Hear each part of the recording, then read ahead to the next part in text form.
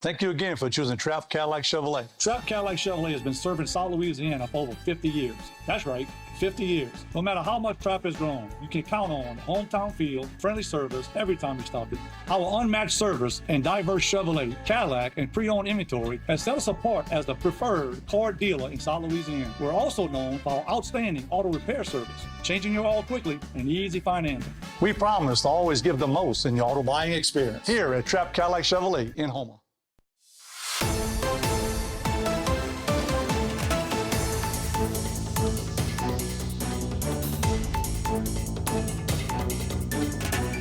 Hello and welcome back to this edition of Bayou Time. Again, your host, Keith Weissite, licensed clinical social worker with Terrebonne Home Care. Very glad you're joining us. However you may be joining us, we appreciate it. And look, you don't have to look very far to notice that we are having a great deal of rainy weather and some of the projected rainy weather that we're going to have over the next few days. We are very glad to go to the authority, and we've been able to talk with Kevin Gilmore. Kevin, thank you for joining us today. Hey, thank you. All right, we appreciate it. Kevin Gilmore, meteorologist with the National Weather Service over in New Orleans. And Kevin, tell us a little bit about yourself. How long have you been doing this?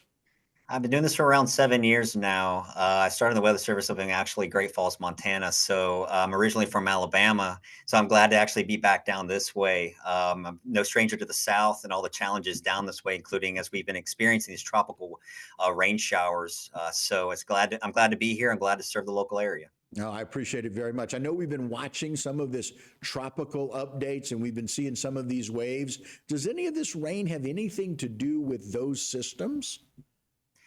In this case, this is actually due to the fact we have a frontal system, and it's hard to imagine a front this time of year, but there's actually a stationary front near the area, which is kind of causing an uptick in the lift that we need to create these showers. That and the combination of a lot of tropical moisture has led to more of a rainy pattern that we've been experiencing lately. So this is not anything like a tropical system, a named tropical system. This is just a really wet weather pattern. As you see here, what to expect on Thursday, we see that basically it's going to be basically hit or miss showers all throughout the rest of the days and through the nights. It's really hard to say at one time will you see more rain than others. It's just going to be periodic chances of seeing heavy rain and maybe some hours where it's dry. But we're just in this type of a wet weather pattern. It'll continue today all the way through Thursday, even on Friday. And we really won't see much of a break until we see come up to this upcoming weekend. Okay. And so it's really interesting to be able to see that. A lot of this, we've not done these discussions very often, but you guys are able to get the information a lot more quickly and to be able to ascertain what to do and what we can expect from these avenues that we haven't always had before. We're much better at predicting than we used to be. Oh, absolutely. It's amazing how much technology has changed and evolved over the years. Even the most recent years, we've seen model guidance now that's very much more trustworthy to go to look through and use our forecast. There's still tools and still has to have a meteorologist interrogate and use these tools to make a more accurate forecast. But this technology and the data collection that we go through is just absolutely phenomenal. The amount of data that these models go through, the amount of data that we analyze every day, it's a lot of it. So that's why we're here 24/7. It takes experts to create these types of forecasts because it can be very difficult. And like I said before, very challenging down across this area when it comes to a lot of challenges with heavy rain, tropical weather. We're really seems like we're no stranger to really any type of active weather we get down here. So a little bit more too is we got that flood watch into effect. We create this flood watch. We issue these flood watches based out of that same information that I was just discussing. We go through the model guidance. We create the flood watch. We want people to kind of be aware of there's a chance for hazardous conditions, localized flooding. That's why we see all the areas under a flood watch all the way through Friday evening. So like I mentioned before, all the way through Thursday and Friday is where we're going to be that chance where we see that increased chance of showers and some thunderstorms at times. Hit or miss, but they could be dumping a lot of rainfall when they come across. And if they train over the same areas, they could lead to localized flash flooding. Yeah, and again, the impacts of safety, if you can't see through it, don't drive through it. It's just really, really important to be able to be aware of that and to be able to pay attention to some of those barricades. So when you guys are communicating with law enforcement, y'all are communicating with these different parishes and the parish presidents, it's important to be able to know what's coming and how to be aware of that and be able to keep yourself safe. Yeah, exactly. That's why that communication is extremely important. We like to have boots on the ground and them to tell us what's actually going on there. Keep that communication going because if we see on radar or our data is telling us that flash flooding could be possible, we'll keep that communication with law enforcement, emergency management to kind of give us an idea of what's actually going on at the ground. And then we could maybe even tailor our warnings to suit that. We could upgrade flash flood warnings and anything like that to include any type of a call to action to make sure that we're protecting lives and property. Yeah, Jason, put up that first file if you don't mind one more time. I kind of want to go through this. I mean, we have got some really high rain chances.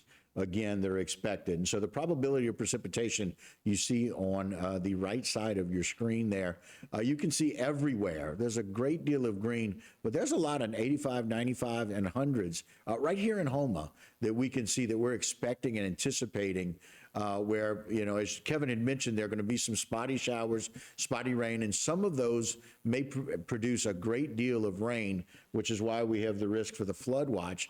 But it's important to be able to notice that. And so no matter where you're watching in our viewing area, you can see the probability of that precipitation and the timing of that over the course of that day. And why we talk about how Wednesday is going to lead into Thursday, which is going to lead into Friday, and why we have that flood watch remain that's in effect through Friday evening. Right, Kevin? Yeah, that's correct too. And again, what we want to mention too is about with rain totals. Really, it's going to be kind of hard to tell who's going to get more rain than other people.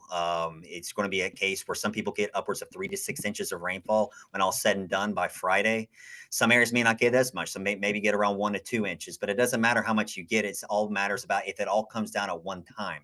If you get these storms to train over the same areas, we're seeing rainfall total or rainfall intensity amounts in the order of 2 to 4 inches per hour. So there's a lot of moisture and a lot of rain for it to reach the ground in a short amount of time. That could lead to the flash flooding problems.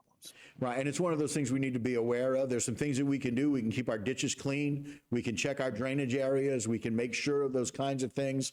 But more importantly, Kevin, we appreciate the fact that you've given us an idea of what to expect. A lot of different tools to do that with, but the best tool is a really good meteorologist to give us some of those information and how we can understand the information that we're getting. We thank you for your time today.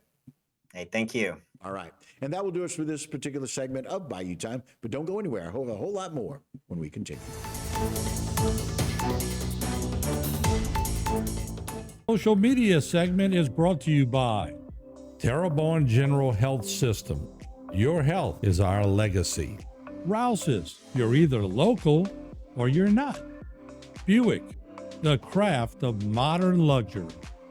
St. Martin and Bork, know your rights.